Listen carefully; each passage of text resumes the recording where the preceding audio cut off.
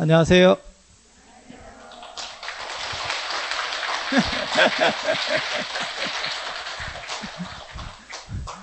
오늘 그 탑돌이 시연회 했었잖아요. 그죠? 근데 비가 와서 저는 아침부터 비가 오니까 이것도 지금 신묘장구 대단한 법회도 사람들이 뭐 많이 오시려나? 서울에 비 오던가요, 혹시? 아, 그래요? 여기는 굉장히 많이 오더라고요. 새벽에 굉장히 많이 왔습니다. 아침까지. 그런 생각도 있었고, 그 다음에 탑돌이도 밖에서 못하는 거 아니냐고 뭐 이런 얘기들도 있었었어요. 근데 또 갑자기 또 이렇게 끝이네. 그죠? 근데 되게 재밌는 게 제가 월정사에 오니까 교구장 스님이 예전에 그런 말씀을 하시더라고요. 제가 월정사 처음 와서 그 얘기를 들었어요. 뭔 얘기를 들었냐면 여러분도 들어보셨을지 모르겠어요. 우중월정이고 설중오대래. 비 올 때는 우중, 비 올 때는 월정사가 좋고 눈이 올 때는 오대산이 좋대. 아니, 그게 웃겨요? 그게 웃겨. 그러니까 설경이 오대산이 좋다는 얘기예요. 그리고 비가 오면 이게 월정사가 운치가 있대요. 그래갖고 다 이런 말씀을 하시더라고요. 근데 그게, 교구장 스님이 이렇게 당신이 지어내신 말이 아니고 원래부터 있던 말이에요. 원래부터 계속 내려오던 말이거든요. 그래서 저는 이제 다른 데 살다 왔으니까 그 얘기를 처음 들은 거예요. 딱 듣는 순간 무슨 생각했냐면, 야, 이거 어떤 상황에서도 되겠는데? 이 생각이 딱 들더라고요. 무슨 얘기냐면, 오늘 같이 이렇게 비 오다가 비가 그치잖아요? 이게 참 여러분들이 와주시는 바람에 비가 그쳤습니다. 말이 되잖아. 비가 계속 오잖아요? 그러면, 원래 우중월정입니다. 이런 말이 돼. 그리고 여기가 지금은 많이 날씨가 따뜻해져서 그러는데, 또 눈이 많이 온단 말이에요. 예전에는 훨씬 더 많이 왔을 겁니다. 그렇게 눈이 많이 오면 오대산 안에 월정사가 있잖아요. 결국 눈 올 때도 월정사가 최고입니다. 이렇게 되면 우박만 안 오면 돼요. 우박만 안 오면 언제든지 최고가 되는 거예요. 그래서 이거 옛날 어른들이 누군가가 머리를 잘 썼는데 이런 생각이 들더라고요. 그래서 오늘도 아까 우리 가검 스님이 저 탑돌이도 같이 하시거든요. 그래서 이렇게 하실 때 여러분들이 오셔서 비가 그쳤어요 이러는데 제가 속으로 그 생각이 났습니다. 그래서 그런 거 전에 저쪽 절에 가니까 절에서 된장을 만들어 팔아요. 근데 그 된장을 약된장이라고 하더라고. 제가 그때도 그 생각을 했거든. 약된장 이름 참 잘 지었다. 된장이 조금 잘못 담가줘가지고 쓰지 않아요? 된장이 좀 쓴 거 아닙니까? 약된장이니까. 된장이 먹어보니까 잘 담겨져갖고 맛있잖아요? 그러면, 약된장이니까. 이거 명칭을 이런 식으로 붙이나? 이거 굉장히 깜찍한 발상인데? 이런 생각이 들더라고요. 그래서, 여러분들이 오시는 바람에 비가 거친 것 같아요. 예전에는 이런 걸 이제, 광풍제월이라고 그랬거든요. 이게 달빛, 나중에 이제 달빛을 한번 보세요. 그렇게 해서, 비가 딱 개이고 구름이 흩어지면서 나타나는 달빛, 그게 가장 이쁜 달빛이래. 이쁜 달빛. 그러니까 단순히 그냥 밝은 달은 멋이 없다는 거예요. 구름에서 싹 거치면서 나타나는 뽀사시한 달. 그 달을 여러분들이 지금 오늘 보실 수 있을 것 같아요. 그래서 예전에는 미술 같은 거 할 때는 홍은타걸이라 그래요. 그러니까 동아시아 이게 예술 문화의 특징 중에 하나인데 달을 직접 그리는 건 약간 떨어지는 거고 촌스럽고 구름을 그리고 구름을 약간 뿔고족족하게 만드는 그 뒤에 달이 있는 거예요. 그러니까 간접 조명이지. 요즘으로 말하면 간접 조명 효과. 그래서 그런 거야말로 더 멋있다. 그렇게 생각하는 거고 광풍제월이라고 하는 것도 비가 오고 난 뒤에 싹 이게 구름이 흩어지면서 달빛이 드러났을 때 그때 최고래요. 그래서 여러분들이 나중에 이렇게 신묘장구 대단하니 기도하다가 또 잠깐 쉬시고 이럴 때 그런 걸 보세요. 그런 걸 보는 게 어떻게 보면 참 제가 여기 살면서는 그런 게 운치가 있는 겁니다. 그런 말씀을 드리고 오늘 이제 본격적인 얘기를 해 보입시다. 이건 도입부였고 도입부였고, 혹시 그런 거 아세요? 조선 초기에,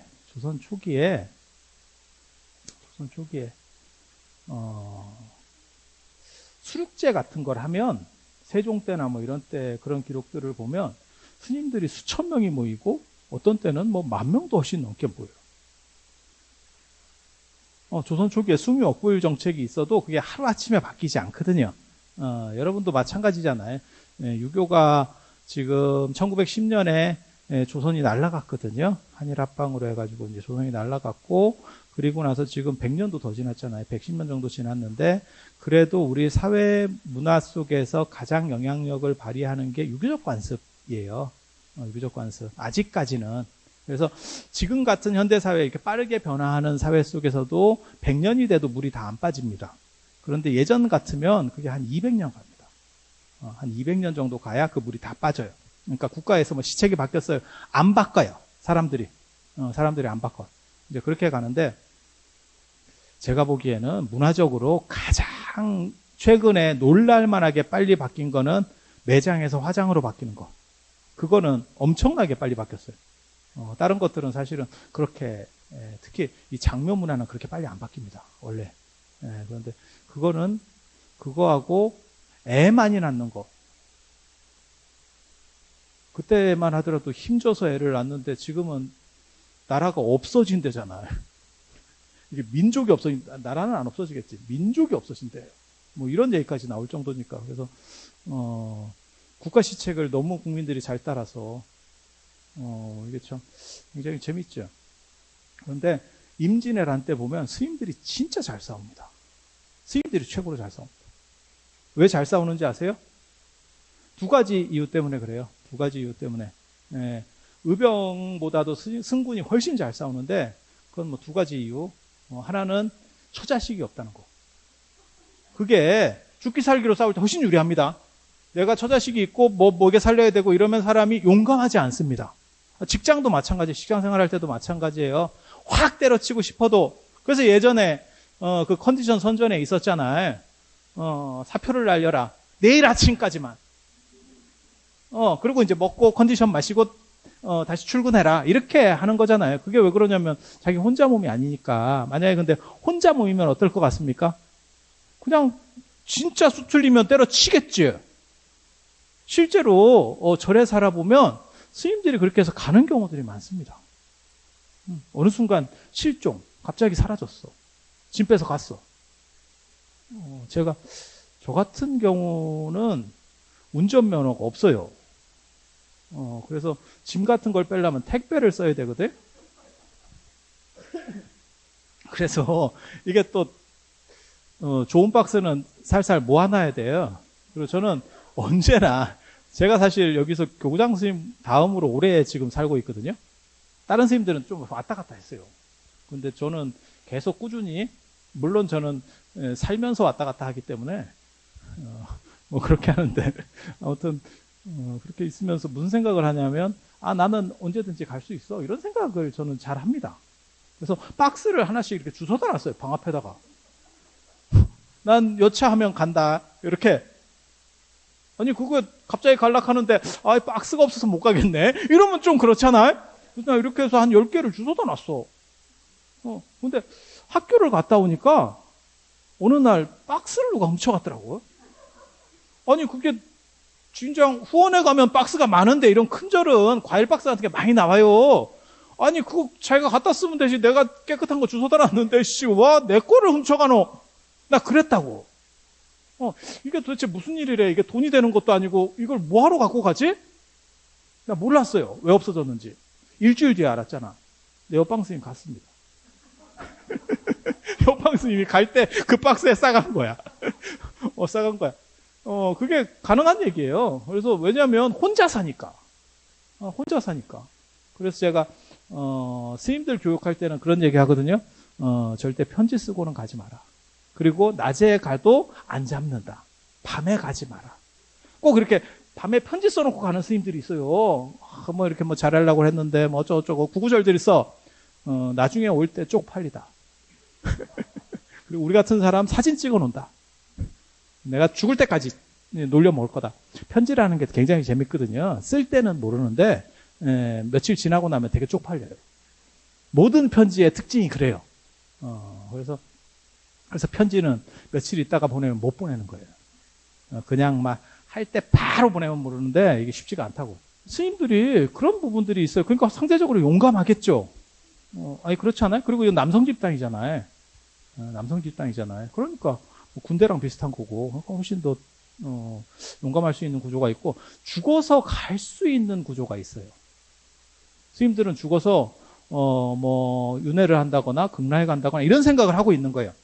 죽어서 어떻게 될지 모르겠어요 하고 죽어서 나는 어디를 꼭 갈 거예요 라고 하는 사람하고 정신 자세가 다릅니다. 죽음을 임하는 정신 자세가 달라요. 죽음을 임하는 정신 자세가. 그래서 이슬람 같은 데서 그게 자살 테러가 가능한 게 그 사람들은 그렇게 죽으면 천국에 간다라고 생각하기 때문에 가능한 거예요. 근데 유교 같은 경우는 사후세계가 없습니다. 사후세계관이 없습니다. 그래서 여러분들이 제사를 지내주면 거기에 왔자 갔다 하다가 거기서 이제 어쩔거리다가 밥 먹으러 오는 거예요. 그렇게 되는 거거든요. 갔으면 밥 먹으러 부르면 어떻게 오겠어요? 그런 생각 안 해보셨어요? 이렇게 백중 때 가까이 되면 저한테 늘상 물어보는 질문이 있습니다. 사람들이. 아니 매번 백중을 하는데 아니 갈만하면 또 부르는 거 아니냐. 귀신이 가다가 자꾸 불러서 못 가는 거 아니냐. 이렇게 말씀하시는 분이 있어요. 아니 그거 안 궁금하세요? 아니 올리면 천도가 된다며. 천도가 되면 더 이상 할 필요가 없잖아. 아니 그렇지 않아요? 했으면 할 필요가 없잖아. 이미 간 사람 걸 해봐야 그거는 그냥 헛불공하고 있는 거고. 아니 그렇잖아요. 만약에 그걸 불러올 수 있으면 가다가 잡혀오는 거지. 잠깐 아버님 잠깐요 이러면 다시 밥 먹고 가라고 또 이렇게 좀 한참 가고 있으면 한 1년 정도 갔어. 그러면 또 아버님 이러면 또 야 밥 한 끼 주고 왔다 갔다 내가 힘들어서 못 살겠다. 이렇게 되지 않을까? 그런 생각 안 해보셨어요? 유교하고는 달라요. 유교 제사에서는 그 근처에 있는 겁니다. 제실에 있는 거예요. 사당에 모셔져 있는 거예요. 그 위패 속에. 그게 위패가 원룸입니다. 거기에 모셔져 있는 거예요. 그래서 유교하고는 또 달라요. 불교는 천도돼서 간다 하니까. 안 그러면 윤회해서 갔어. 윤회했는데 제가 다시 태어났어. 그러면 내 전생의 자식이 나한테 제사를 지내면 내가 거기를 가겠어? 그렇잖아요. 그래서 이걸 계속 반복해야 됩니까? 이렇게 물어보더라고요. 근데 수긍을 안 하네. 이 양반들은 그게 궁금한 적이 없었던가 봐. 스님들이 이렇게 동참하세요 이렇게 해서 그 찌라시를 날리면 바로 그냥 수긍을 하시나? 근데 그게 왜 그러는지 아세요? 왜 그러냐면 가면 간다고 말을 하고 가면 되는데 어디까지 갔는지를 모릅니다. 그러니까 예를 들어서 아버님, 어머님, 뭐 조부님, 그 다음에 조모님 이렇게 올렸다고 생각을 해봐. 누가 어디까지 갔는지를 몰라요. 그러니까 그냥 큰 돈 안 드니까 에브리바디 다 해가지고 그냥 넣는 거예요. 방법이 없어요. 그래서 제가 여러분들에게는 그런 말씀을 그렇게 물어보는 사람한테는 제가 꼭 그 말을 해줍니다. 갈 때 애들한테 카톡 보내고 가라. 나는 간다. 나는 빼도 된다. 나는 다음부터 빼라. 그렇게 안 하면 방법이 없어. 누구까지 해야 될지를 모르겠는 거야. 그래서 그냥 투방 던지듯이 같이 하는 겁니다. 그래서 그런 거 생각하시면 돼. 그래서 갈 때가 있다라고 생각하는 이러한 집단들이 훨씬 용감해져요. 죽어서 나는 어디 뭐 천국에 갈 거야, 뭐 천당에 갈 거야. 불교적 용어가 천당이고, 그 다음에 기독교적이나 이슬람적인 용어가 천국입니다. 천당이 원래 불교 용어예요. 그래서 그런데 갈 거야. 안 그러면 극락에 갈 거야. 뭐 그런 생각들을 하는 분들이 훨씬 용감해요. 갈 데가 없고 나는 자식도 있고 처자식도 있고 먹여 살려야 되고 내가 절단 나면 우리 집안이 절단이야. 이러면 함부로 못 나서죠. 그럴 것 같지 않아요? 그래서 승군이 잘 싸웠어요. 근데 한번 생각해 봐요. 지금은 스님들이 다 해봐야 한 15,000명? 우리나라 전체에 다 해봐야 그 정도밖에 안 됩니다. 그런데 조선 초기에도 그렇게 뭐 수륙제하고 뭐 큰 제를 올리면 10,000단위가 훨씬 넘어가요. 사람들이 모이는 사람들이. 그게 다 남성 집단이잖아요. 아니, 저 사람들이 막말로 얘기해서 뒤집어 버리면 충분히 싸울 수 있는 거 아니에요? 지금은 군인하고 민간인하고 절대 싸울 수가 없습니다. 왜? 무기가 차이가 많이 나니까. 군인은 총을 들고 있고 민간인이 뭐 예를 들어서 식칼을 들고 가서 뭐 어떻게 할 거야? 저쪽에 총으로 쏘고 있는데. 이해가 되죠? 그런데 예전에는 뭐 저 동학 때도 마찬가지입니다. 그때 일본군만 아니고 한국군이면 아무 문제, 조선군이면 아무 문제가 없어요. 왜? 방파라고 그 삼지창 있잖아요. 그거 들고 있으나, 낫 2개 들고 있으나 기술 좋은 놈이 이깁니다. 진짜예요. 당파 포졸들이 들고 있는 그 삼지창 그거하고 낫든 사람하고 그 창든 사람이 유리할 것 같아요? 아니에요. 농기구 자체가 대부분 다 무기로 전환될 수 있습니다. 농기구의 특징은 대부분 다 무기로 전환될 수 있어요. 그래서 그게 상당히 그러니까 시골에 가서 그 스님들이 농기구 싹 갖다가 그 다 남자들이니까 어느 정도 나이가 된 남자들이니까 다 갖다가 해서 뒤집어 버리면 돼요. 근데 그런 일이 없었어. 실제로 여러분들은 잘 모르시는데 예전에 이런 월정사 같은 데 있잖아요. 여기 승군이 있었습니다. 승군이 있었습니다. 안 그러면 이게 산적들이 털러 옵니다. 그리고 스님들이라서 다 스님 아니에요. 귀족 출신이나 이런 분들이 공부하고 진짜 이렇게 스님이 되는 거고, 그 다음에 그냥 일반 평민들이 대부분 출가하면 그냥 허드렛 일을 하는 거고, 그 다음에 절에 노비도 있어요. 절에 노비가 어떻게 있냐면 귀족이 올 때 노비를 데리고 옵니다. 자기 노비를 데리고 옵니다. 그러니까 고려 때까지는 진짜 그랬어요. 그렇게 해서 이제 2종류의 귀족이 출가하거든요. 하나는 내가 발심 출가. 그러니까 대표적인 분이 누구를 얘기할 수 있냐면 대각국사 의천 스님 같은 고려 문종의 넷째 아들이에요. 고려시대 때 가장 정치를 잘하신 분이 문종이라고 하는 분이 있어요. 그러니까 그럴 문자를 쓰잖아요. 이 문자 들어가거나 세자 들어가면 다 잘한 분이에요. 시호에 그런 문자가 들어가면, 그런 글자가 들어가면 굉장히 다 잘한 분이에요. 그래서 그분 넷째 아들이 이제 문종이 그렇게 얘기하거든요.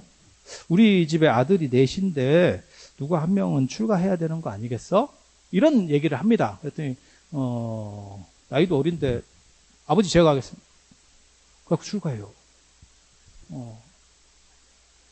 그런 분들은 굉장히 열심히 잘 삽니다. 그래서 이제 대각국사가 교장도 편찬을 하고, 그 이제 속장경 간행 이렇게 나옵니다. 그다음에 천태종도 해가지고 불교를 좀 고혈압 불교도 개혁하려고 했었고, 그걸 교관겸수라고 국사 시간에 그렇게 배웁니다. 여러분들 얼굴을 보면 대각국사라는 분이 있었나? 저 우리나라 사람인 건 맞나? 뭐 이런 생각들을 저도 드는데 몰라, 이제 마스크까지 쓰고 있어서 더 지금 파악을 못 하겠어요. 근데 얼굴 표정만 보면 연변에서 온 것 같아. 그래서 한국사를 안 배웠어. 한국사를 안 배웠어. 그래, 전생일이야. 전생일이에요. 지금 뭐 한 달 전에도 전생인데. 지금 뭐. 그래서 그런 분도 있고, 또 어떤 분이 있냐면 출가하기 싫은데 출가하는 사람들이 있습니다. 등 때밀려서 출가. 누구냐면 정치판에서 한번 붙었어.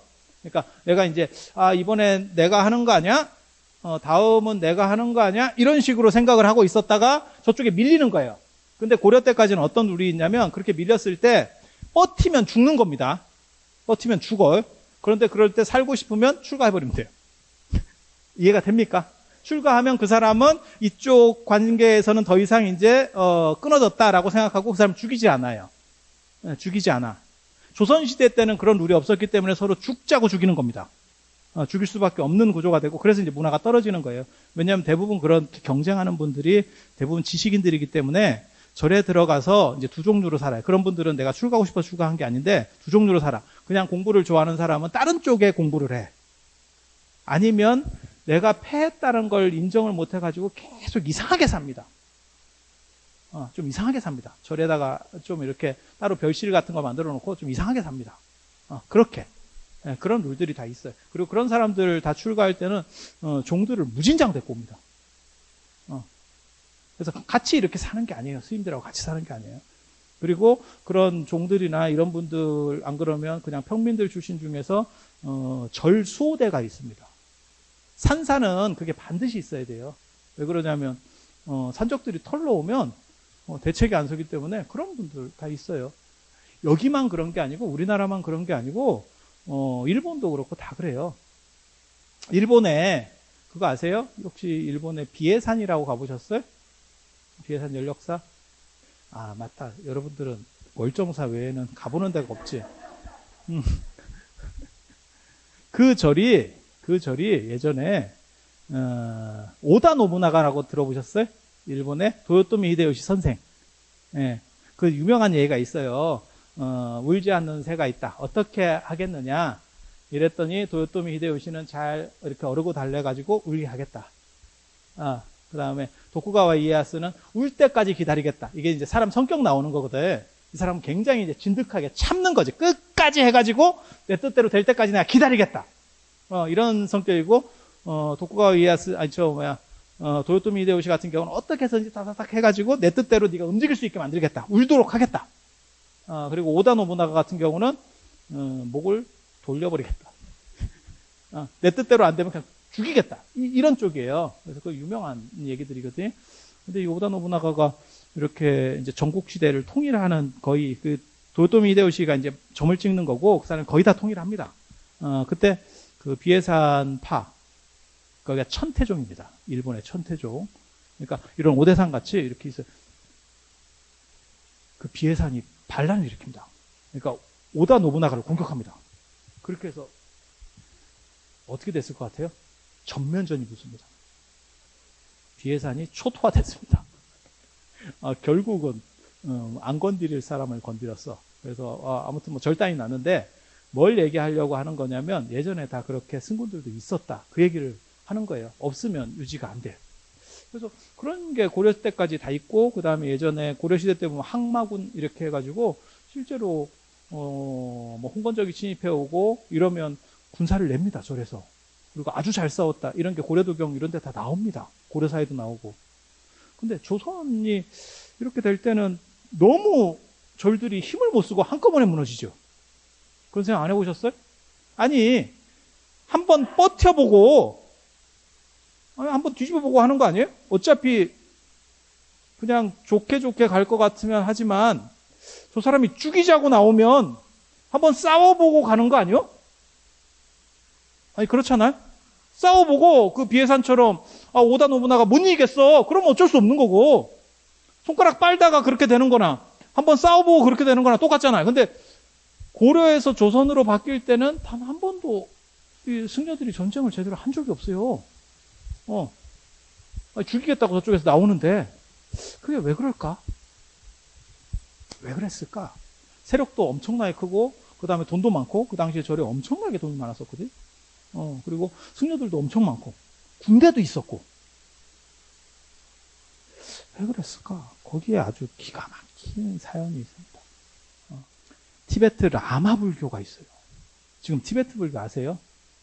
저기 가장 거지 같은 불교입니다. 지금은 나라가 망하고 쟤네가 정신 차린 거예요.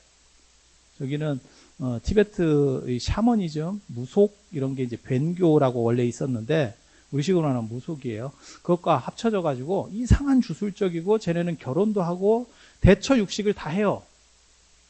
그리고 첩까지도요. 희한한 불교예요. 막장 불교. 막장 불교. 근데 그게 원나라 때 그게 먹힙니다. 티베트 불교가 먹힙니다. 그래서 고려 불교가 원 간섭기 때 대처승이 절반이었다. 이런 기록들이 나오기 시작합니다. 고려사에. 그래서 이게 불교 안에 이제 공민왕 때가 되면 반원 정책으로 이제 해서 이제 노공주랑 같이 그런 얘기 들어보셨죠? 원나라 세력들을 이렇게 긁어냅니다. 그때 이제 기철이라고 있어요. 기철. 기철 하면 모르세요? 기철? 기영이, 기철이 이런 거 검정 고무신? 기황후, 기황후, 기황후, 기황후. 그래서 기황후 집안이 다 해먹어요. 그 기철이 오빠예요. 그래서 이제 막 다 이렇게 해먹는 거야. 왕보다 더 이빨이 세. 근데 이제 몽고가 그 당시에 이제 골로 가고 있었죠. 모든 나라는 막판이 되면 다 그렇게 가거든요. 그런 상황에서 이제 명나라가 살살 일어나고 몽고가 이제 밀리기 시작하니까 이제 지배권이 약해지죠. 그래서 이제 공민왕이 살살살살 해가지고 명나라 일어나기 전부터 벌써 상태가 좀 메롱이었었어요. 반란들 일어나고 막 이렇게 시작한다고. 그리고 나중에 그게 이제 명나라까지 이어지는 거예요. 그런 상황에서 공민왕이 선제 공격해갖고 기철 일당을 싹 죽이고 그 다음에 반원 정책으로 싹 돌아서거든요.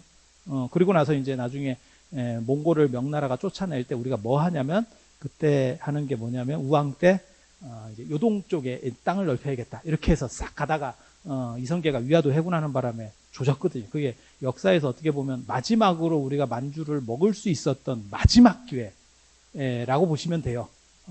그래서 그걸 날렸죠. 그걸 날렸죠. 그때 이제 명분이 큰 나라는 작은 나라는 큰 나라를 공격하면 안 된다.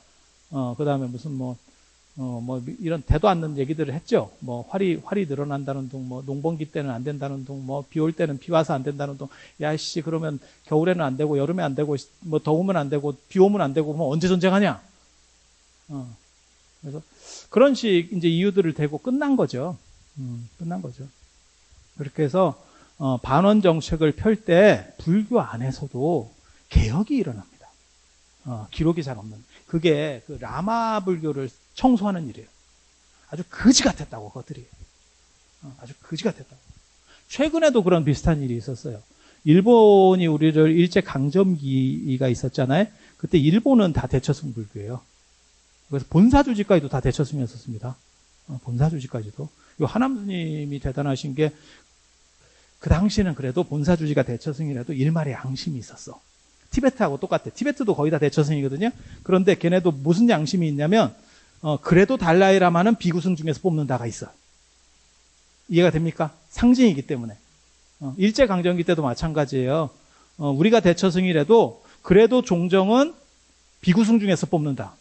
이렇게 해가지고 투표를 하니까 압도적으로 계속 하남 스님이 4차례나 하시게 되는 거예요. 그게. 저 어른이 깨끗하니까.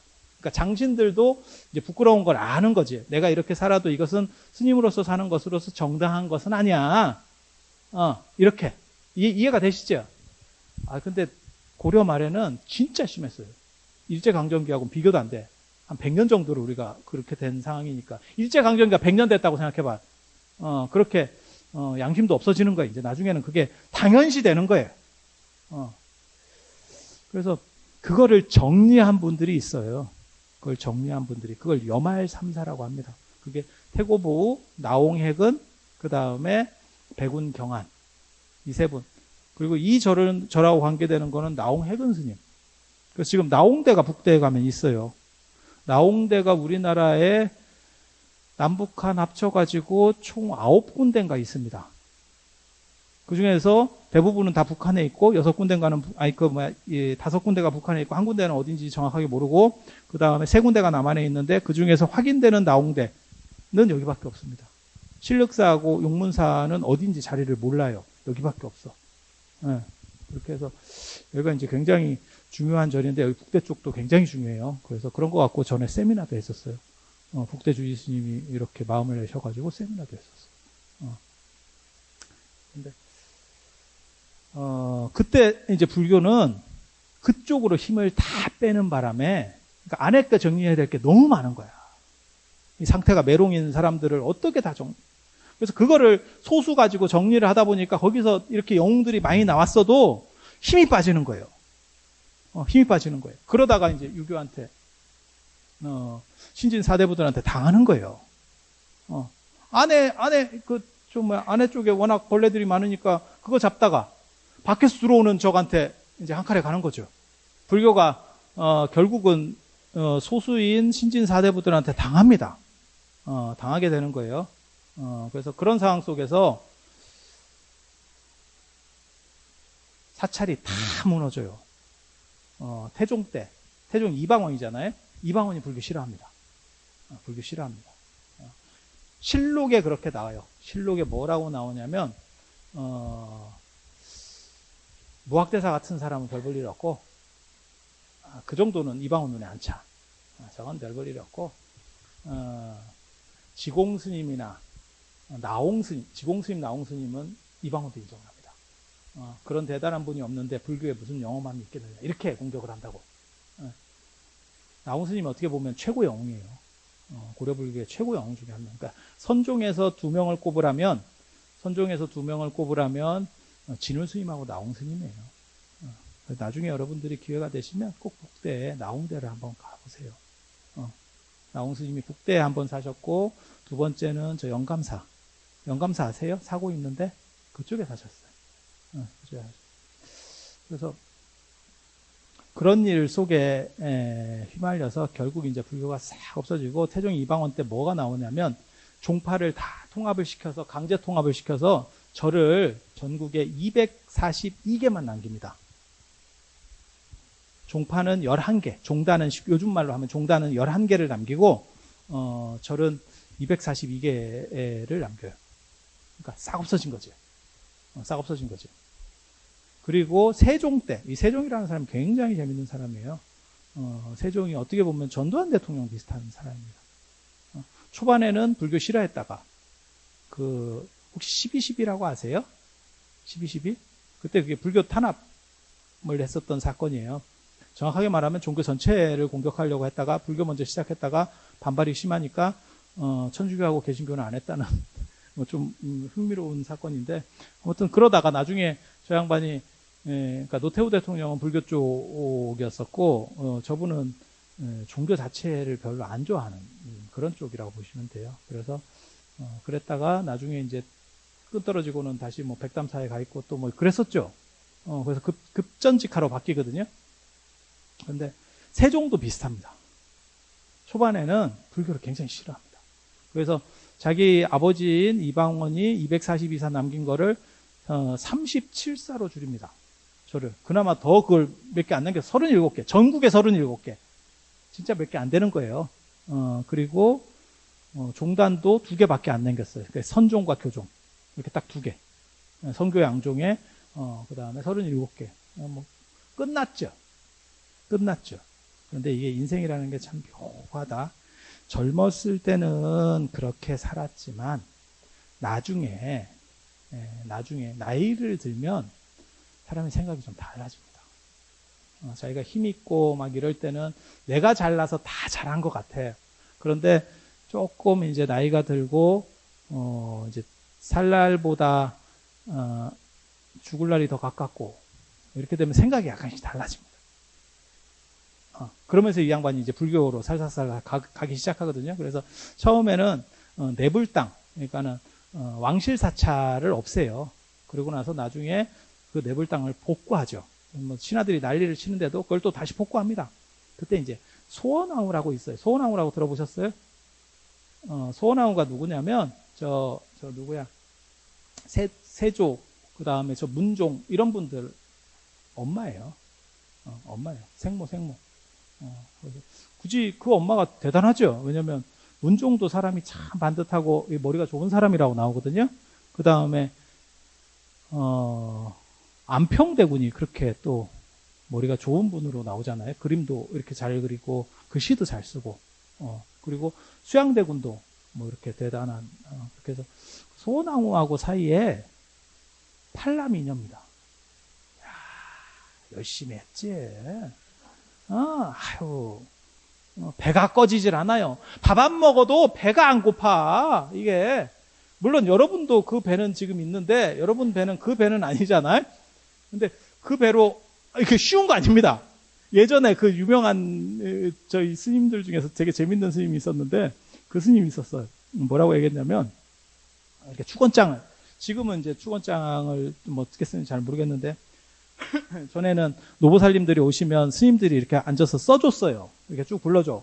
근데 이게 노보살님이 오시면 많습니다. 밑에. 야, 이건 2인분 받아야겠는데? 뭐 이런 분들이 있어요. 쭉 이렇게. 아니, 뭔지 아시죠? 칸 모질르시는 분들이 있어. 막 옆에까지 가. 그런데 더 웃긴 건 자기는 안 넣어 또. 자기 빼고도 그만큼이야. 겁나 많아. 그렇게 해서 자식만 8명이래. 그래서 그 양반이 자기도 모르게 그렇게 얘기를 했다네. 보살님이 다 나셨어요? 아니, 그 얘기는 하면 안 되는 말이야. 이거 정상적이면 그런 물음은 있을 수가 없어. 근데 자기는 놀란 거예요. 이거 혼자 다 나셨어요? 이렇게. 그랬더니 오, 내가 다 났지? 이러면서 자랑스럽게. 그럼 내가 아니면 누가 낳겠어? 이렇게.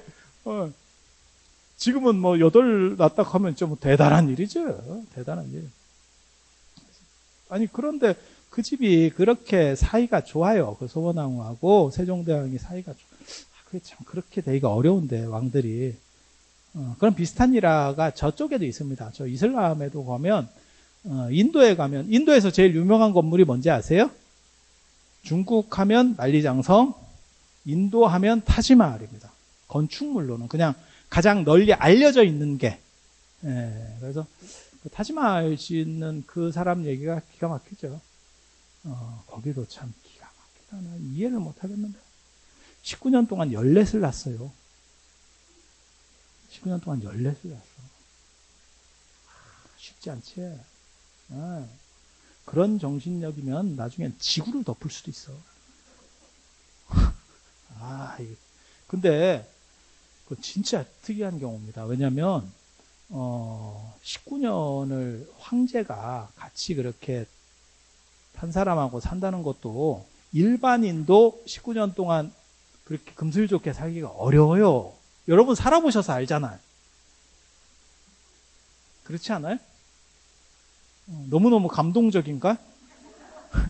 살아보시니까 이거야말로 이렇게 너무 환상적이에요. 이렇게 되나요? 근데 얼마 전에 통계에서 그거 나왔죠. 퇴직한 남편이 부담스럽다. 귀찮대. 퇴직한 남편 귀찮대. 근데 그 비율이 생각보다 적게 나와서 저는 깜짝 놀랐어요. 그래서 아마 양심이 있어서 뭐 많이 얘기는 안 했는갑다. 45% 정도 나오더라고요.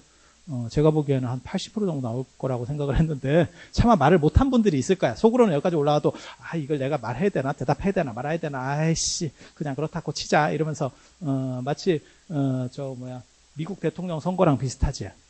미국 대통령 선거도 그렇대잖아요. 트럼프 대통령 같은 경우는 전에 힐러리, 국무장관하고 이렇게 붙었을 때, 한 번도 힐러리를 이긴 적이 없습니다. 그런데 트럼프 지지자들은 자기를 속인대. 트럼프 지지한다고 얘기 안 한대. 왜? 쪽팔려서. 트럼프 지지한다는 자체가 쪽팔리대. 근데 지금도 그렇다는 거예요. 요번에도 미국 대통령 선거가 아마 11월 3일인가? 이때쯤 할 건데, 11월 3일인가 4일인가 저도 잘 모르겠는데 아마 그때쯤 할 거예요.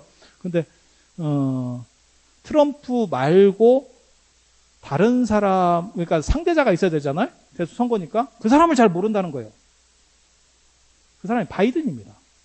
바이든인데 사람들이 그 사람을 잘 모르는데, 근데 그러고 보니까 저도 잘 몰라. 그냥 이름만 알지 그 사람이 뭐 한 사람인지 모르겠어. 그래서 트럼프 대 트럼프가 싸우는 거래.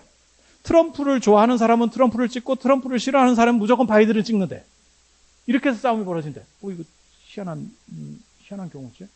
굉장히 재밌어. 박한 양반을 이렇게 귀찮아하는 분들도 생각보다는 적게 나와서 어떻게 보면 그렇고. 근데 19년 동안 저렇게 해로한다는 게 쉬운 일이 아니거든요. 그리고 이 양반이 그 사람이 샤자한이라고 하는 분인데, 이슬람의 굉장히 대단한 황제입니다. 인도에서 그 타지마할 만든 그분이 굉장히 대단한 황제예요. 근데 정복전쟁을 나갈 때 마누라가 너무 좋아서 14째를 임신하고 있는데 그걸 데리고 갔어요. 전쟁터로. 너무너무 의지를 해가지고 보고 싶은 거야. 이게 가능할까 싶어. 이게 무슨, 난 그렇게 해가지고 그 전쟁터에서 애가 만삭이 돼가지고 애를 낳다가 이게 난산으로 죽었어요.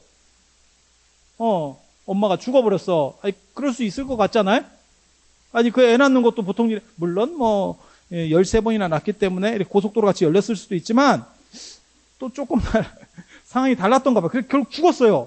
근데 그 기록에 보면 진짜 놀라워. 뭐라고 나오냐면, 이 샤자한이 그 여자 이름이 뭄타즈마할이거든요. 뭄타즈마할. 뭄타즈마할이 죽고 난 거를 알고 자기 때문에 죽었다라고 자책을 한 거예요. 자책을. 그래서 뜬 눈으로 하루를 지샜는데, 그건 가능할 수 있잖아. 내 마누라가 나 때문에 죽었어. 그건 또 다르죠, 상황이. 뜬 눈으로 이제 얼마나 스트레스를 받았으면 하루아침에 백발이 됐대. 나 그거 처음에 그런 기록을 볼 때 내가 제가 그런 기록을 몇 번 봤어요. 역사에서 몇 번. 왜냐면 아니 백발이 될 수는 있어. 왜냐면 밑에서 올라오면. 근데 전체가 백발이 된다는 거예요, 이게. 신기하지 않아요? 뭘 얘기해도 코로나 걸렸어? 아니 뭐 이런 반응을 보이지? 아니 밑에서 흰머리가 올라와요. 그럼 그럴 수 있지. 아니 검은 머리가 전체가 하루아침에 흰머리가 됐다니까? 신기하지 않아?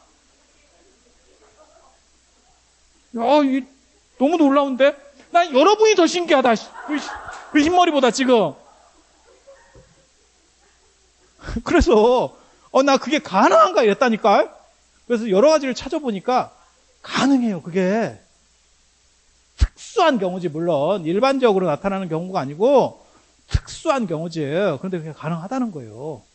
야, 그런데 그런 생각을 하면서 뭐가 드냐면 얼마나 금슬이 좋았으면 19년이나 살고 14이나 애를 뵀는데 지금 여러분 사시는 거하고는 비교도 안 됩니다. 왜냐하면 그때는 평균 수명 자체가 짧기 때문에 19년이면 지금으로 말하면 한 40년 산 거예요, 같이. 40년 살면 어떻게 됩니까? 애절한 게 아니고 뭐 좀 그렇지. 뭐 말을 안 해도 알 거야. 그렇게 되는 거지. 그냥 인생이 그런 거 아니에요? 몰라. 안 살아봤지만 옆에서 제가 무수한 사람들을 본 결과 다 그래. 다 그래. 그래서 이 세종대왕도 그런 케이스예요. 우리 역사에서 그 세종하고 소원왕후, 그 다음에 그 공민왕하고 노국공주, 뭐 이런 경우들이 있어요.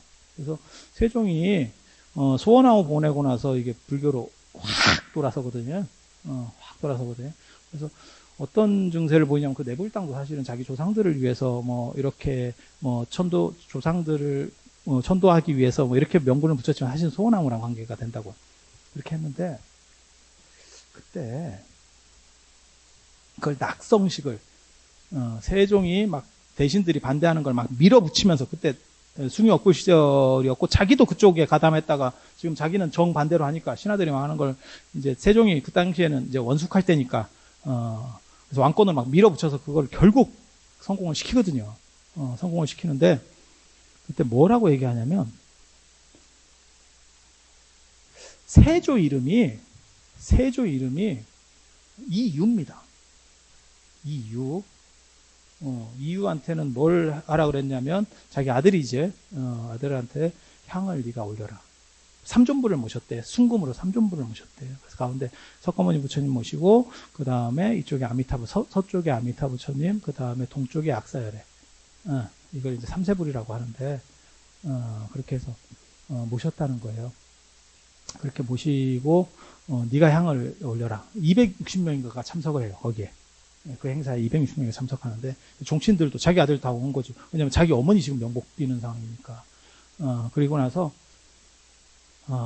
혹시 그런 노래 아세요? 사랑이란 왠지 모른 척해도 관심이 그런 거 아세요? 그런 노래? 이거 누구 노래인지 아세요? 그래. 그런 거 아는 사람들 대부분 다 오래된 사람이야. 이용이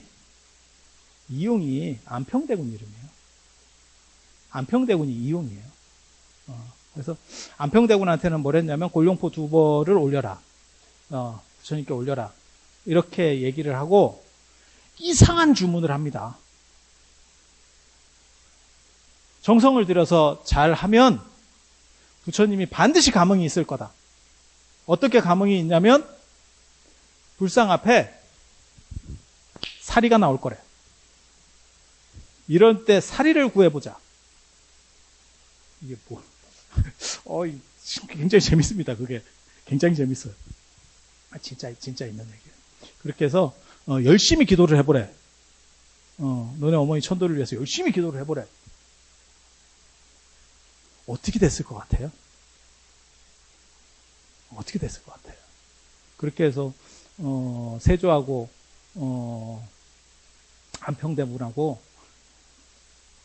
가추축이 돼서 이때 신하들 종친들을 거느리고 기도를 쇠가 빠지게 했대, 스님들이랑. 야, 근데 그게 한밤중에 살이 두 가가 부처님 앞으로 떨어져요.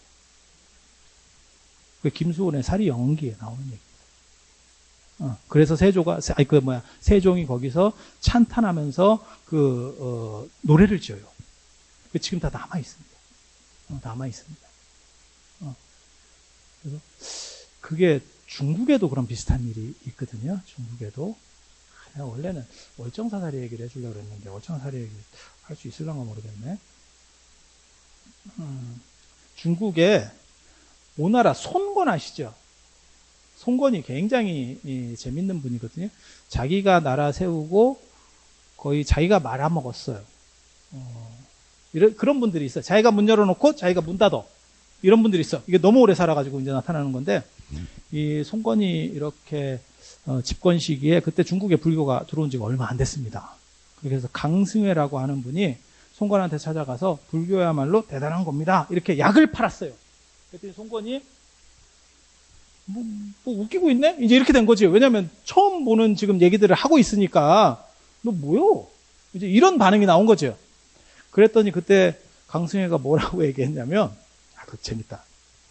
그 오승전에 나오는 건데 굉장히 재밌어요.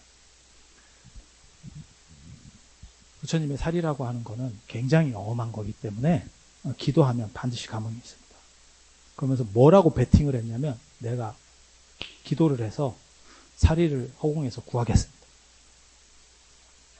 그랬더니 시간을 얼마를 주면 되는데, 그랬더니 일주일입니다. 그래? 그래서 건물을 하나, 이런 식으로 공간을 하나 주고, 너네 기도해. 불상 놓으셔놓고 기도해. 그리고 밖에를 지켜요. 싹 이제 하는 거예요. 일주일 뒤에 사리가 나왔을까요? 열심히 기도를 했대. 거기 보면 그렇게 나와요. 열심히 했대. 열심히 했는데, 안 되더래. 안 되더래. 그렇게 해서, 그거 살이 안 나오면 죽습니다. 왕을 교명한 거예요. 이거 사기친 거예요. 왕한테 사기치는 거예요. 그래서 일주일만 이제 늘려주시면 안 됩니까? 이렇게 했다는 거예요.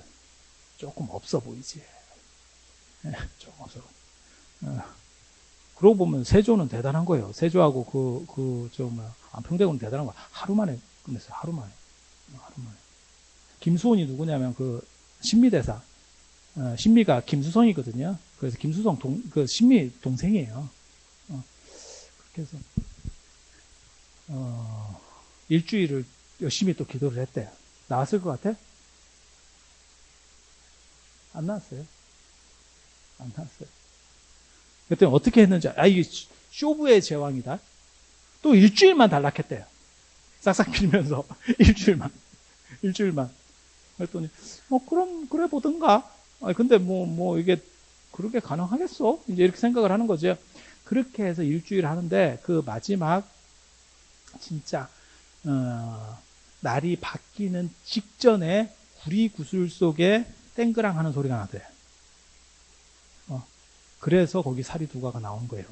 그렇게 해서 그 구리병을 놓고 거기서 이제 기도를 하는 거예요. 그걸로 떨어질 거라고 하고 땡그랑 소리가 났고, 그거를 이렇게 봤더니 빛이 나오더래, 그 안에서. 그렇게 해서 이제 그게 보고가 돼서 이제 손권한테 간 거죠. 그 사리를 가지고 이제 신하들하고 같이 간 거예요. 그랬더니 이 양반이 뭐라 그랬냐면, 사리라고 하는 것은 단순히 이렇게 빛만 나는 게 아니고 도끼로 쳐도 깨지지 않습니다. 그렇게 해서 손권이 어떻게 했겠어요? 그럼 쳐봐야지. 그럼 쳐봐야지. 그렇게 도끼로 쳤대요. 이쪽 도끼 말고 저쪽에 도끼가 이렇게 생겼잖아요. 저쪽으로 쳤다는 얘기요. 요쪽 말고 요쪽으로 어떻게 치겠어. 그렇게 해서 뒤쪽으로 쳤더니 모루하고, 그러니까 받침대하고 도끼가 패이더래요. 그렇게 해서 무슨 절이 생기냐면 건초사, 오나라에서 최초 절이에요. 처음으로 절을 지었다 해서 건초사야. 처음으로 시작된 절. 그리고 그 동네를 불탈이라 그래요. 부처님 동네, 부처님 마을 이렇게 부른다고. 근데 우리나라도 이런 사리 얘기가 있어요. 이거보다 더 진귀한 사리 얘기가 있어. 더 진귀한 사리 얘기. 근데 그거를 얘기하기는 조금 그렇고 여기 월정사에 있는 사리 얘기를 해줄게요. 그 얘기를 해주려고 하는 거예요. 그 얘기를 해주려고. 혹시 광릉 수목원 아세요? 가보셨어요? 광릉 수목원? 거기가 왜 광릉인지 아세요? 수목원은 알잖아. 나무 있는 데니까 뭐 수목원이겠지. 근데 거기가 광릉이라는 게 있었기 때문에 주변은 나무를 못 베게 했어요. 여기도 마찬가지입니다. 여기도 마찬가지입니다. 여기가 오대산 사고가 생기면서 주변 40리를 나무를 못 베게 했어요. 그래서 여기가 원래는 굉장히 대단한 나무들이 많았던 데예요. 그래서 그거를 일제강점기 때 일본 사람들이 실어가기 위해서 여기에 철도를 깔았어요. 지금도 철도 까는데 돈이 엄청나게 드는데 일제강점기 때 철도를 깐다는 건 돈이 무진장 많이 드는 거예요. 그런데도 여기 나무들이 너무 좋으니까. 왜냐하면 임진왜란 끝나고 나서 1592년이 임진왜란이고 그 이제 7년 전쟁하면 한 뭐 1600년 정도 되면 이제 임진왜란이 끝나겠죠. 98년인가 끝날 거예요, 아마. 그리고 나서 좀 있다가 여기 이제 오대산 사고가 들어오니까 그 뒤부터 나무를 제대로 못 뺐으니까. 그리고 그냥 냅두면 원시림은 나무가 크지 않습니다. 여러분 아시는지 모르겠는데 여기는 스님들이 사니까 감벌을 하잖아요. 그러니까 나무들이 굉장히 좋았다는 거예요. 그래서 여기 박물관에 가보시면 오대산 월정사 성보박물관에 가보시면 이렇게 철도가 들어온 사진이 있어요. 사진이 있어요. 그러니까 뭔가 사연이 있는데 이런 대단한 나무들이 있는 거예요. 그래서 광릉 수목원도 광릉이라는 게 있어요. 그게 왕의 무덤입니다. 왕 무덤은 한양으로부터 80리, 주변 80리 안에 쓸 수 있어. 그 광릉이 진짜 중요하거든. 진짜 중요해. 왜? 저 같은 경우는 이렇게 수목원이나 그런 데 가면 제가 광릉을 꼭 가서 참배를 해요. 참배를 합니다. 그게 세조 무덤이에요. 세조한테 참배하는 게 아니고, 세조한테 참배를 하는 게 아니고, 그 무덤이 열리면 저는 역사가 바뀐다고 생각하는 사람이에요. 거기에 모든 그러니까 조선 초기에 무슨 일이 벌어지냐면 아까 얘기했었잖아요. 절을 37개 남기고 뭐 다 없애고 뭐 이렇게 하잖아요. 그러면 거기서 부처님 사리도 나오고 그 다음에 조그만 사리기 같은 것도 나오고 조그만 금불상도 나오고 뭐 이런 게 나오지 않았겠어요? 신라시대 때, 삼국시대 때부터 모셨던 것들이 다 나오지 않겠어요? 그거를 녹여서 파는 사람도 있지만 예전에는 문화재는 상향한다 이런 얘기 들어보셨어요? 뇌물로 문화재를 쓰는 거예요. 그러니까 예를 들어서 세조같이 불교 좋아하는 사람, 그 다음에 또 누가 있냐면 세조 삼충이지, 효령대군. 세종 형이잖아요. 효령대군이 아마 이볼 거예요. 이런 사람들한테 뭐 이제 부탁을 해야 돼. 뭐 관직 같은 거 부탁해야 돼. 이러면 뭘 가지고 가겠어요? 돈? 야, 돈은 내가 너보다 많어. 이렇게 되잖아요. 그래서 문화재라는, 그 다음에 그 사람이 좋아하는 거. 그럼 뭐 부처님 이게 어느 절에서 나온 부처님 사리기인데요. 이게 진짜 대단한 거예요. 이러면 갖다 주면 그건 유일물이잖아. 그러니까 예를 들어보세요. 예를 한번 들어볼게요. 누구한테 부탁을 해야 되는데, 저거는 뭐 저 사람이 너무너무 대단한 사람이라 돈 갖고는 안 돼. 뭐 1억을 줘도 저 사람은 눈 하나 깜빡을 안 해. 그런데 저 사람이 추사글씨 같은데 미쳤다고 생각을 해보세요. 그런데 꽂혀 있어.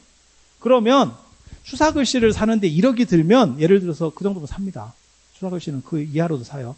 그 정도로 사서 그걸 갖다 주잖아요. 그럼 이 사람한테는 그게 1억이 아니에요. 이해가 됩니까? 그렇게 가는 거예요. 왜? 그건 유일물이기 때문에 돈으로 따질 수가 없어. 그래서 효령대군하고 세조한테 모든 거의 대단한 불교 문화재들이 거의 싹 들어간다고 보시면 돼요. 그리고 그 다음 임금이 불교를 그렇게 뭐 별로 믿었지 않았기 때문에 아버님 돌아가실 때 다 넣었을 거라고 저는 생각하는 거예요. 아버지 좋아하시는 거 제가 다 넣어드릴게요. 이렇게 했을 거라고 생각을 하는 거예요. 그래서 세조 때 무슨 대단한 부처님 사리가 있습니까? 이렇게 생각할지 모르겠지만 안 그래요. 그 이전 시대 전체에 있었던 것 중에서 최고 A급들이 전부 다 허물어지면서 국왕 수중으로 들어가고 있는 상황이에요. 이해가 됩니까? 그래서 세조가 지난 시간에 제가 그런 얘기 해드렸잖아요. 여기 이렇게 등밀로 왔다고. 등밀로 왔다고. 제가 그거 가르쳐 드렸잖아요. 이제 뒤집으세요. 이거의 시조가 여기 이제 문수보살이 시작을 했다. 그래서 한양 사람들이 세조 때 떼국물을 지금까지 먹고 있다. 여기가 한강 시원지니까. 그 물이 남았을까? 없을까? 희석 때도 조금은 있을 것 같지 않아요? 싹 씻겨갔을까? 조금씩 남지 않을까? 어때? 다 없어졌을까? 이게 제논의 역설이라고 하는 건데. 제논의 역설. 그런 얘기 들어보셨어요? 아킬레우스하고 거북이하고 경주를 한대. 아킬레우스는 그리스 히랍 신화나 이런 데서 나오는 가장 건장한 남자예요. 근데 거북이는 되게 느리잖아. 근데 거북이를 여기서부터 출발시킨대. 한 1m에서부터 출발시킨대. 그러면 아킬레우스가 한 1m를 이렇게 간대. 그 순간에 거북이가 쬐끔 가겠지. 얘가 1m 올 때 얘가 10cm를 간다고 생각해봐. 예? 그러면 아킬레우스가 거북이를 못 따라잡지. 이 아킬레우스가 10cm를 가잖아? 그럼 거북이가 또 조금 가겠지. 그 조금을 아킬레우스가 따라가면 거북이가 또 조금 가겠지. 영원히 아킬레우스는 거북이를 못 따라간다. 이게 제논의 역설이에요. 근데 이 오대천 댐물 사건도 비슷하게 생각할 수 있어요. 그렇게 해서 거기서 감흥을 얻고 창병을 고친 뒤에 자기가 모시고 있었던 아마 사리 중에서 가장 A급 의미 있는 사리 기록이 없어. 안타까운 게 기록이 없어. 어디서 나온 사리를 내가 이렇게 모셨어. 이렇게까지 써줬으면 진짜 대박인데. 그래서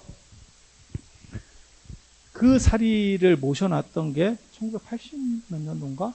90년대 초반인가? 제가 정확하게 기억이 안 나는데 그때 문수동자상, 저 상원사 문수동자상 복장을 열었을 때 지금 그 우장 스님 계실 때예요. 그때 열었을 때 그게 나왔죠.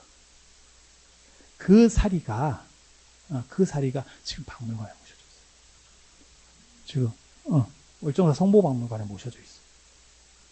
나는 저걸 저렇게 상시 공개하는 거에 대해서 내가 굉장히 비판적인데 저쪽에 전에 이쪽에 박물관이 있을 때는 그렇게 상시 공개를 안 했거든요. 저는 그게 맞다고 생각해요. 자꾸 이렇게 공개해주면 안 된다. 영험한 건 우리가 해야 이게 절이 좀 잘 살지. 여러 사람에게 이렇게 다 퍼주는 건 좋지 않다. 이렇게 생각하는데 지금 뭐 박물관 장스님이 그래도 많은 사람에게 공덕이 돌아갈 수 있도록 해줘야 된다. 그래서 세 가지 사리가 있어요. 시대에 따라서 신라 시대를 대표하는 사리는 자장스님이 모셔온 사리. 그 사리 중에 하나가 지금 저 뇌사리라고 하는 게 그 세트 중에서 뇌사리가 지금 중대에 모셔져 있는 사리. 근데 그거는 눈으로 볼 수는 없어요. 눈으로 볼 수는 없어. 그리고 통도사에도 내나 그 세트가 있는 거야. 통도사에 있는 세트는 요 뚜껑입니다. 뚜껑. 그래서 저기 어디야?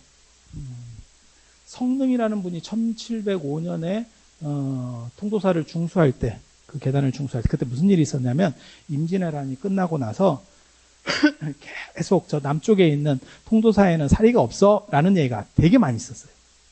그래서 그때는 보궁을 여기가 보궁이라고 생각하고 통도사가 보궁이 조금 맞아? 이런 생각들을 많이 했어요. 왜냐하면 왜구가 훔쳐갔을 거라고 생각하는 거예요.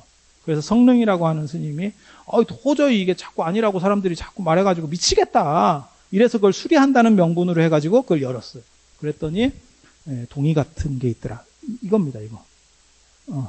그 기록이 있습니다. 사리가사 사적양록인가? 뭐 이렇게 될 거예요. 그리고 그게 이중환의 택리지에도 수록이 돼 있어요. 그래서 지금은 통도사 가도 당연히 못 보고 그 다음에 여기 중대에 올라가셔도 거기 사리가 모셔져 있다 하고 못 보고, 그죠? 보이던가요? 선근이 있고 착한 사람한테는 보여. 보이던가요? 그래요? 업장이 두터워서 그래. 그건 뭐 어쩔 수가 없어요. 저는 보입니다. 저는 보입니다. 저는 원래는 보이는데 제가 눈이 안 좋아서 아니 이게 이 정도면 보여야 되는데 눈이 안 좋아서 못 봐. 내가 그래서 거기 사리가 모셔져 있고 그다음에 고려 시대를 대표하는 사리는 지난 시간에 제가 말씀드렸던 그 10원전 사리예요. 고려 왕궁에서 송나라에서 이렇게 가지고 와서 고려 왕실에 모셨던 그 10원전 그 사리는 어디 갔는지 모릅니다. 마지막 고려사 기록에 보면 왕륜사 얘기가 나오는데 그쪽에 모셨던 것 같고 그 뒤로 얘기들이 거의 없습니다. 끝났어.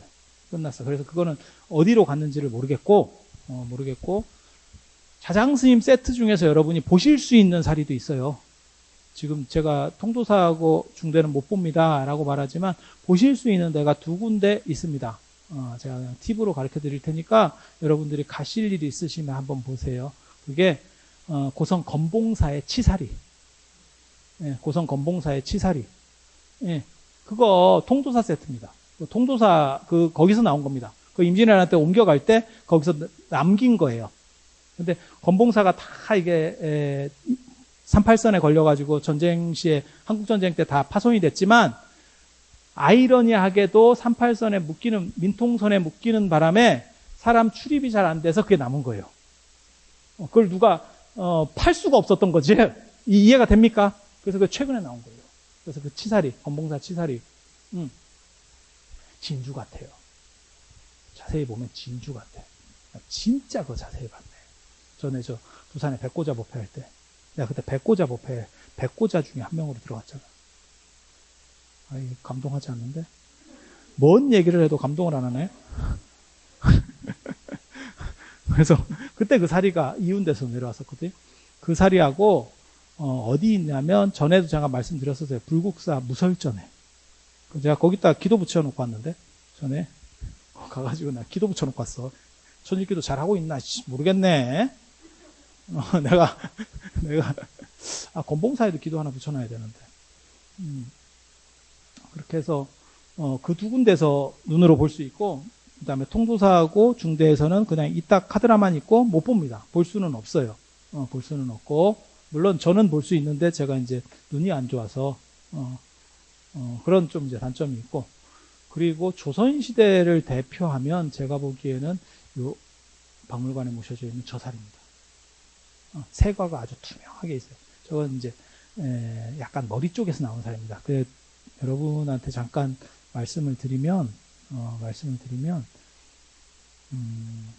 배나 이런 데서 나오는 사리가 좀 크고 진주같이 약간 둔탁하게 생겼어요.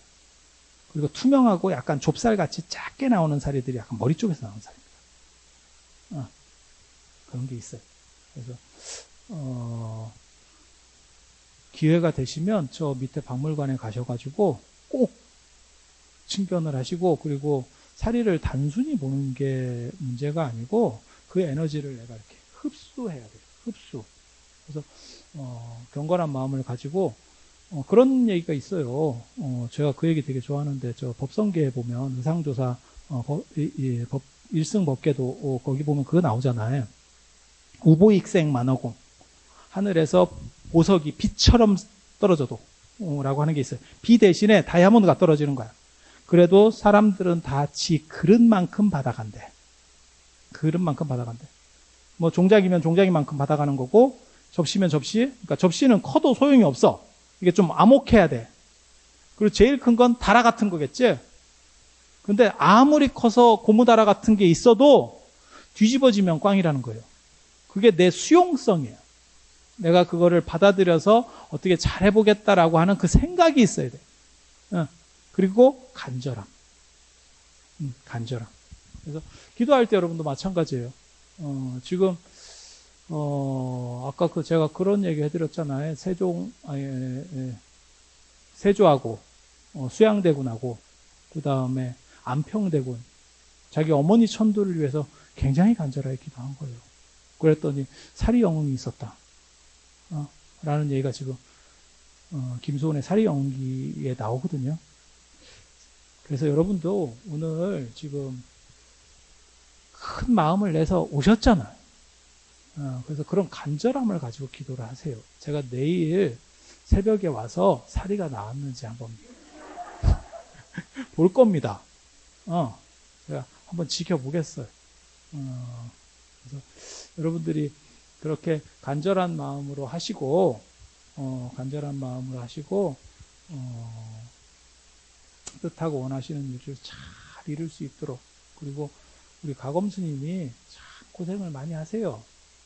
그래서 여러분들이 이렇게 같이 이런 기도법사 만나는 것도 참 이게 어려운 일입니다. 그래서 우리 스님께 고마운 생각을 언제나 가지시고, 그리고 복은 이쁜 놈이 받는 거예요. 이쁜 놈이. 그리고 그 이쁜 짓을 잘 하셔야 돼요. 부처님 눈으로 봐도 다 똑같이 보이진 않을 거예요. 그래서 똑같은 자식이라도 그렇잖아요. 예전에 자식이라도 뭐라도 좀 더 챙겨주고 싶은 자식이 있고, 조금 덜한 자식이 많을 때, 이게 지금 그런 선택권도 없지만, 그래서 여러분들이 그렇게 이쁜 기도를 우리 가검스님하고 잘 해서 내일 새벽 예불할 때 좀 봤으면 좋겠어. 다 어디로 가더라고. 새벽 예불 때는 사람이 사라져. 그래서 아무튼 잘 성취하실 수 있도록 그렇게 바람하지 않으면서 다음에 또 기회가 되면 배울 수 있도록 그렇게 하겠습니다. 자, 들어주셔서 감사합니다.